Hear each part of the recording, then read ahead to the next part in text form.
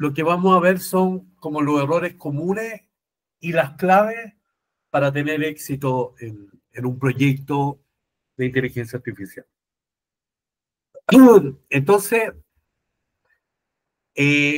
tal como les digo, y para que vean que la realidad es compleja, el 85%, estos son mediciones de validar y verificar, el 85% de los proyectos que se han intentado implementar en empresas fracasan.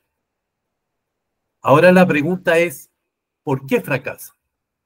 Y la verdad que tienen varias razones, pero algunas de las principales las puse acá y de hecho ya lo hemos visto en varias oportunidades, pero siempre es importante. La falta de objetivos claros, es decir, algo que es tan obvio, muchas veces por el hecho de ser tan obvio, no se menciona, no se documenta o no se comunica. Entonces, no hay claridad de lo que realmente va a resolver la IA, ¿ya? De hecho, muchas veces, y de hecho nos contaba justamente en la primera sesión una de las personas que estaba participando, que decía que muchas veces llegan donde el cliente y dice, ok, ya me interesa, implementemos ya, pero ¿qué hacemos? Entonces, finalmente, la misma persona que muchas veces está interesada, este cliente o este prospecto, no tiene claridad qué hacer con la IA. Entonces, lo primero que tenemos que hacer antes de hablar de tecnicismo, antes de hablar de tecnología, antes de hablar soluciones, es decir, ya, veamos cuáles son los problemas que tienen ustedes.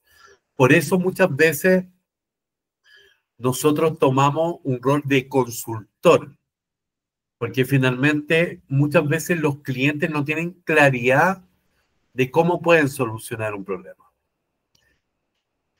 Por otro lado, lo que también les he mencionado sobre los procesos desorganizados, sobre todo en las empresas de menor tamaño, no hay procesos, no hay flujo. Y muchas veces, si es que lo hay, son demasiado ineficientes porque muchas veces una persona lo hace de una forma, la otra persona lo hace de otra manera. Entonces, es muy importante poder estandarizar ese proceso. Entonces, cuando el cliente no tiene un proceso bien definido o tiene un proceso desorganizado, una de las primeras tareas que yo debo hacer, además de identificar cuál es el problema real a resolver, es decir, ok, como este es el problema, veamos cuál es el proceso que actualmente existe, tratar de estandarizarlo y quedar en mutuo acuerdo con el cliente y desde ahí implementar alguna solución. Por otro lado, también tiene que ver con la poca capacitación del equipo.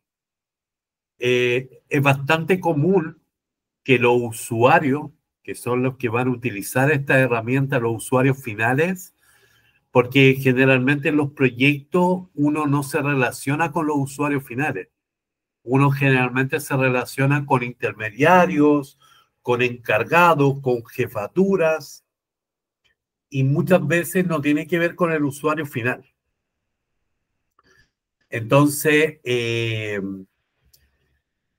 me recuerdo, por ejemplo, un proyecto que nos tocó desarrollar para el departamento de carga de LATAM, que es la aerolínea, y desarrollamos un sistema con el jefe de proyecto de ello, con el product owner, y encontramos una solución, llegamos a un proyecto súper bien elaborado, súper bien desarrollado, muy fácil de usar, muy simple y todo eso. Pero finalmente cuando lo fuimos a implementar, el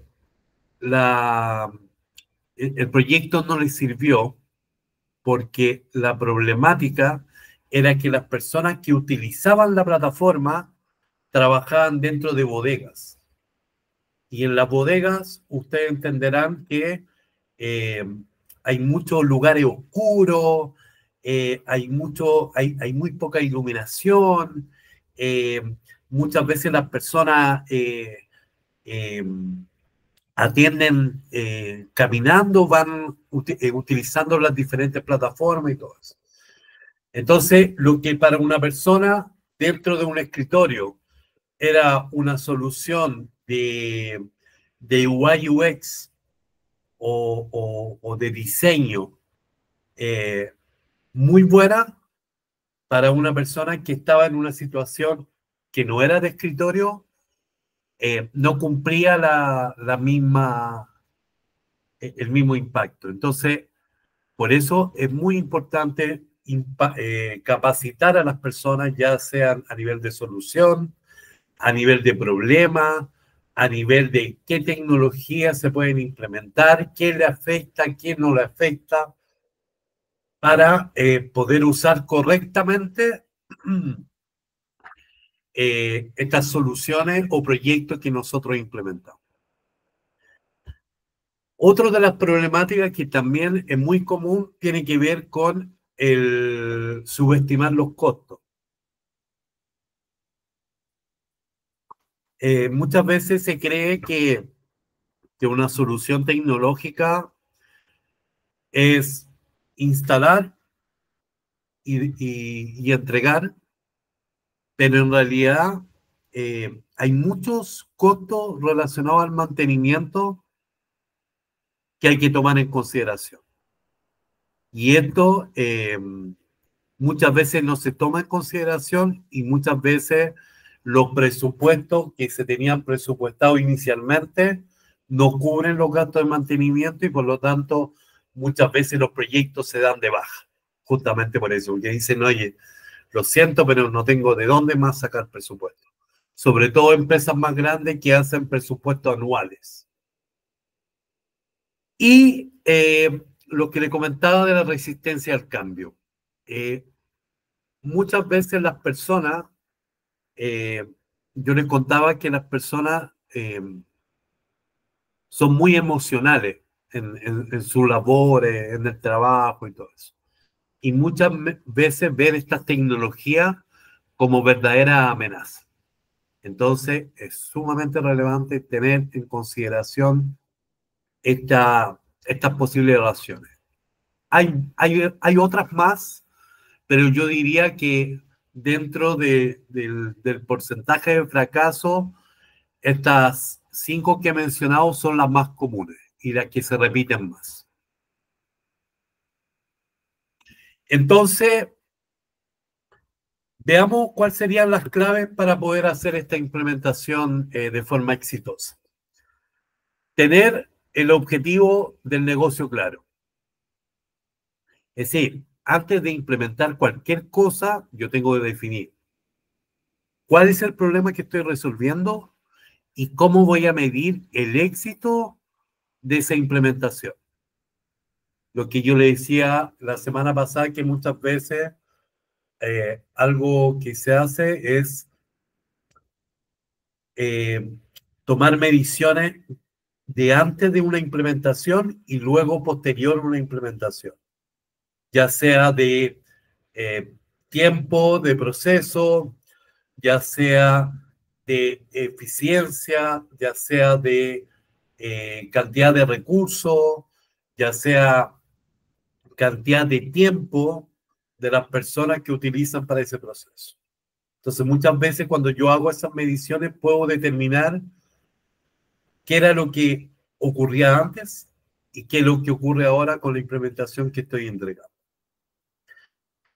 Entonces, siempre es importante para cualquier proyecto, ya sea de automatización, de inteligencia artificial o inclusive de implementar alguna solución existente, es relacionar eso con algunas métricas que sean clave y que tengan valor para el cliente, como la reducción de costo y el aumento de la eficiencia o el aumento de ingresos, que son cosas que para un cliente sí son relevantes.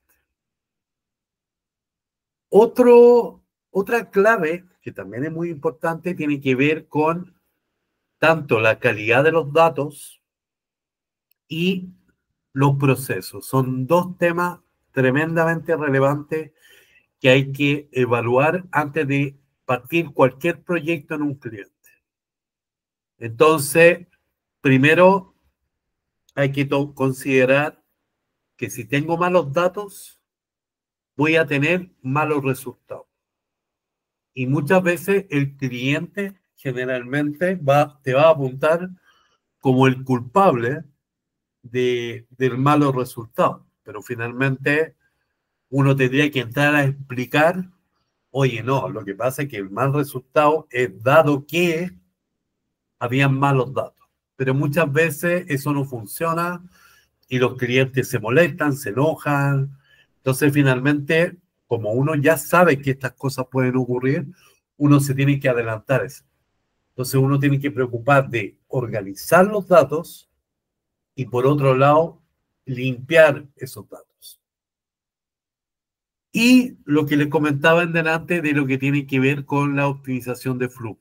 Es decir, tanto por un lado optimizar los flujos existentes o definir algún flujo, pero además comunicar, eso es lo más importante, comunicar a todos sobre el flujo que estandarizamos. Porque también sucede muy comúnmente que las personas dicen, ah, es que yo no lo hago de esa forma, entonces a mí no me sirve. Entonces, tanto los datos como los procesos son tremendamente relevantes antes de empezar cualquier proyecto de tecnología. También, aunque nosotros no tenemos relación directa con eso, pero es súper importante fomentar la adopción con la capacitación y con el liderazgo. Es decir, muchas veces uno tiene que proponer a la persona con la que uno negocia o interactúa que es necesario que para que haya una mejor adopción de la plataforma, de la solución, es que las personas que lo vayan a utilizar primero se capaciten antes, durante y después de la implementación. No solo al final, porque muchas veces al final no se puede hacer nada. En cambio, si yo lo hago antes y durante, todavía estoy a tiempo de hacer ajustes a lo que yo estoy implementando.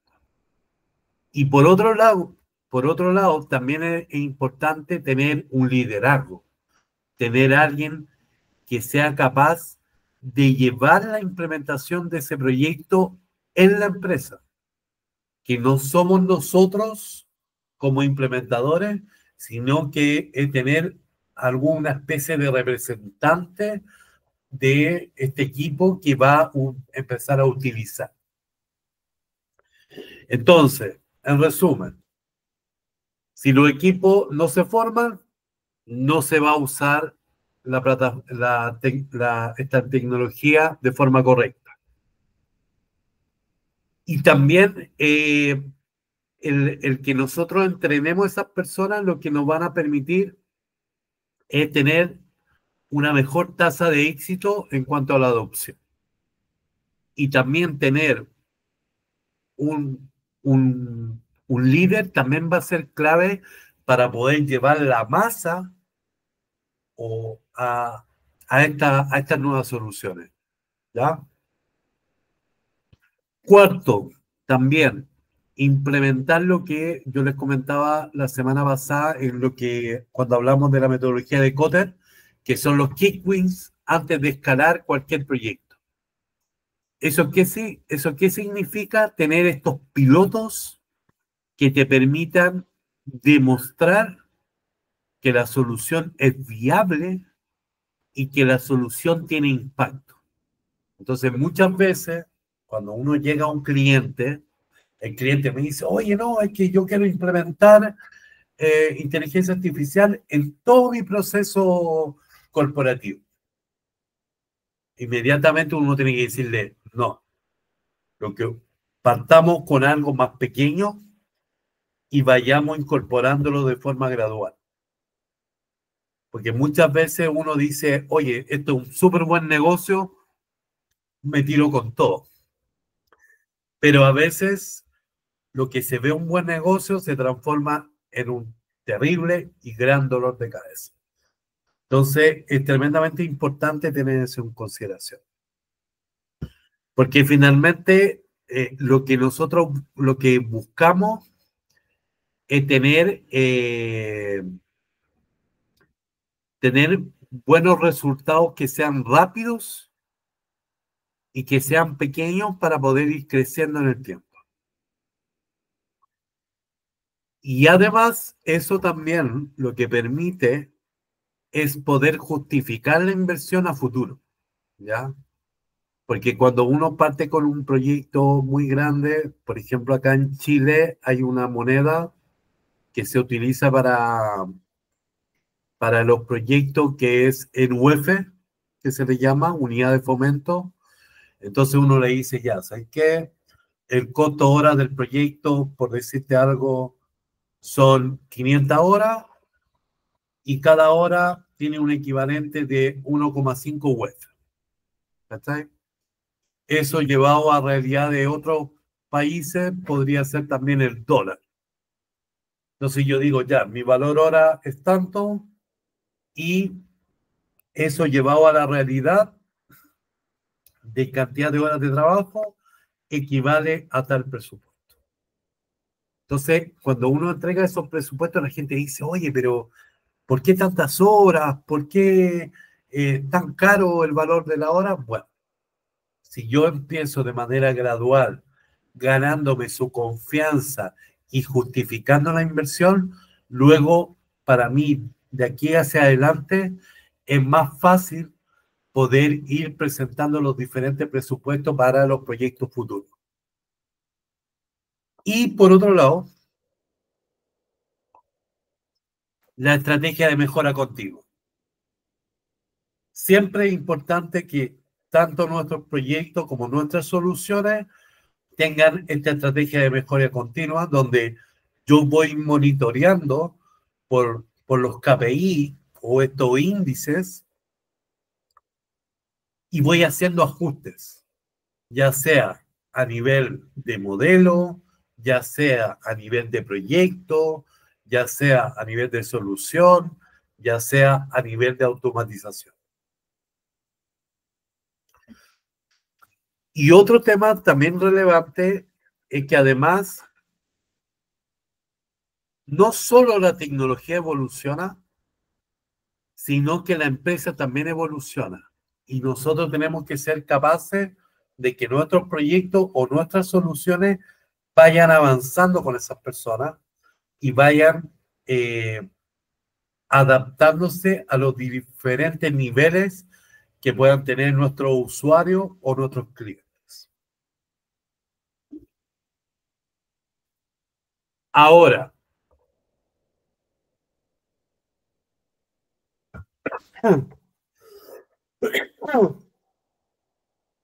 una forma de convencer a estos clientes de que es importante utilizar una solución o desarrollar un proyecto tiene que ver con vender tecnología, pero con un enfoque en valor, ¿ya?